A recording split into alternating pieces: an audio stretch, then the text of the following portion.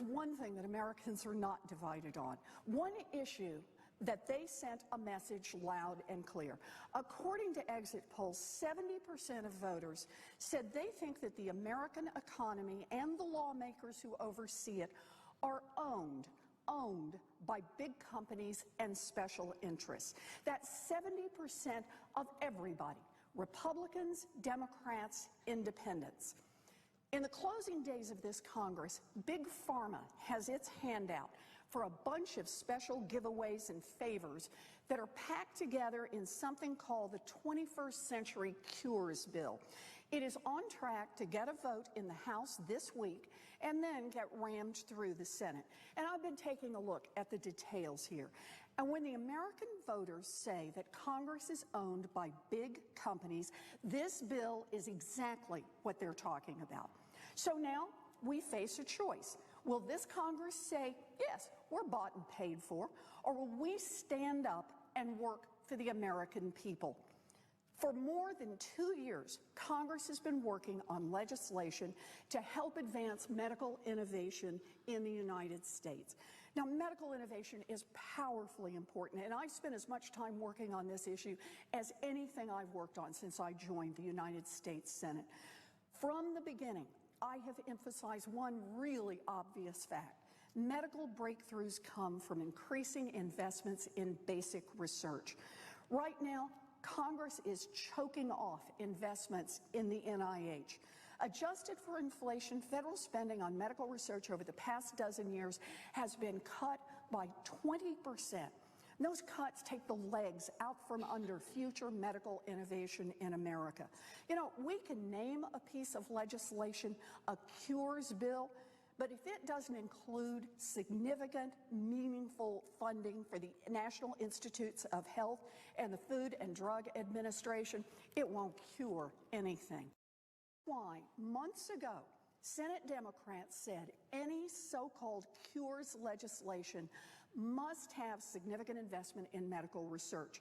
And that's why Senate Republicans publicly committed to do exactly that. But now they have reneged on their promise and let Big Pharma hijack the cures bill. This final deal has only a tiny fig leaf of funding and for the opioid crisis. And most of that fig leaf isn't even real. Most of the money won't be there unless future Congresses pass future bills in future years to fund those dollars. So why bother with a fig leaf in the cures bill? Why pretend to give money to NIH or opioids? Because this funding is political cover for huge giveaways to giant drug companies. There are more examples than I can count in this bill, but I'm going to talk about three. First giveaway, legalize fraud. You know, it is against the law for drug companies to market drugs for uses not approved by the FDA. Now, some drug companies find this rule annoying.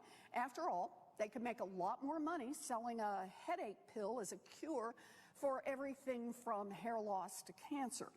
But pushing treatments without scientific evidence that they work is fraud that can hurt people. It also undercuts the development of real cures. And that is why some of the largest law enforcement actions against big drug companies over the past 15 years have involved off-label marketing. Drug companies have paid billions of dollars in penalties. Now, one solution would be for those companies to follow the law, but they prefer Plan B. Cozy up to enough people in Congress to pass this cures bill that would shoot holes in the anti-fraud law. In other words, make it easier for drug companies to get away with fraud. Second giveaway, cover up bribery. Right now, the law requires drug companies to disclose the buckets of money that they shower on doctors and hospitals to encourage them to prescribe certain drugs.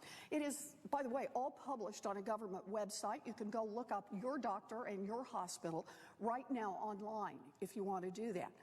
Now, the drug companies could have responded by ending kickbacks to doctors.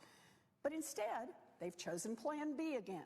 Cozy up to enough people in Congress to pass this cures bill that would let drug companies keep secret any splashy junkets or gifts associated with so-called medical education and make it harder for enforcement agencies to be able to trace those bribes.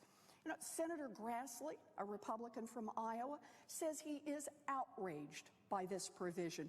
And I gotta say, I'm with Senator Grassley on this one.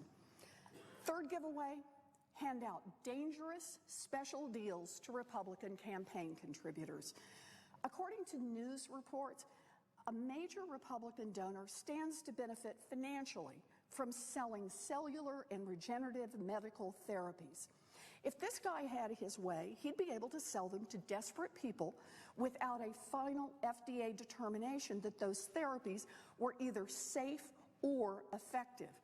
Of course, that would be against the law right now. So this mega donor has poured millions of dollars into Mitch McConnell's personal campaign coffers and into his Republican super PAC, and now he wants his reward. The Cures Act offers to sell government favors. It delivers a special deal so that people can sell these treatments without meeting the FDA gold standards for protecting patient safety and making sure that these drugs actually do some good. You know, keep in mind, people could die from using unproven treatments. In fact, people have already died during carefully controlled research experiments on these types of treatments. Congress should not be in the business of selling FDA favors to the highest bidders, risking people's lives to enrich political donors. Let's be clear, what the Republicans are proposing is corrupt, and it is very, very dangerous. And there's more. Republicans decided to hand out gifts for other special interests. The Cures Act, a bill that is supposed to be about medical innovation, has a giveaway to the gun lobby. The bill cuts Medicare funding. It raids money from the Affordable Care Act. It takes health care dollars that should have gone to Puerto Rico. It makes it harder for people with disabilities to get Medicaid services. There is a lot of bad stuff in this bill. A lot of bad stuff. But not everything in the bill is bad. Republican leaders are playing a crafty game here, trying to buy off Democratic votes one by one by tacking on good bipartisan proposals that senators in both parties have worked on in good faith for years. There's a bipartisan mental health bill, bipartisan provisions protecting the genetic privacy of patients, bipartisan provisions to give some very limited funding for important priorities like the national opioid crisis and the Vice President's cancer moonshot. There's a proposal in here to improve foster care. I support most of these proposals. I've worked on many of them for years. I even wrote some of them myself. If this bill becomes law, there is no question it will contain some real legislative accomplishments. But I cannot vote for this bill. I will fight it because I know the difference between compromise and extortion. Compromise is putting together common sense health proposals supported by Democrats, by Republicans, and by most of the American people, and passing them into law. Extortion is holding those exact same proposals hostage unless everyone agrees to special favors for campaign donors and giveaways to the richest drug companies in the world. Compromise is when senators, Democrats and Republicans, find the way forward on issues that matter to their constituents. Extortion is telling those same senators to forget what your constituents want. We will do nothing with the skyrocketing cost of prescription drugs and nothing to increase medical research. Instead, every important, common sense, bipartisan bill on mental health and genetic privacy and opioid addiction and foster care and anything else will die today unless Democrats agree to make it easier for drug companies to commit fraud, to give out kickbacks, and to put patients' lives at risk. This demand is enough to make me gag. Scientists who invent new cures should be celebrated, along with the companies that support them. But let me be perfectly clear. While the drug industry may get a seat at the table, they do not own the table. I do not care how many armies of lawyers and lobbyists they send out. I do not care how many campaign contributions they dump into congressional pockets. I do not care how painful they can make life for politicians who oppose them. I will not be their lackey. I will work for the hundreds of thousands of scientists and doctors who are committed to saving lives and who are waiting for Congress to fund their work. I will work for the millions of families that have been touched by Alzheimer's, diabetes, cancer, and other deadly diseases who are counting on this research. I will work for the 70% of voters who are sick of a Congress that is owned by big donors and giant corporations. Republicans are taking over Congress. They are taking over the White House. But Republicans do not have majority support in this country. The majority of voters supported Democratic Senate candidates over Republican ones, and the majority supported a Democratic presidential candidate over a Republican one. The American people didn't give Democrats majority support so we could come back to Washington and play dead. They didn't send us here to whimper, whine, or grovel. They sent us here to say no to efforts to sell Congress to the highest bidder. They sent us here to stand up for what is right. And now they are watching, waiting and hoping that we will show some spine and start fighting back when Congress ignores the message of the American people and return to the old ways of doing business.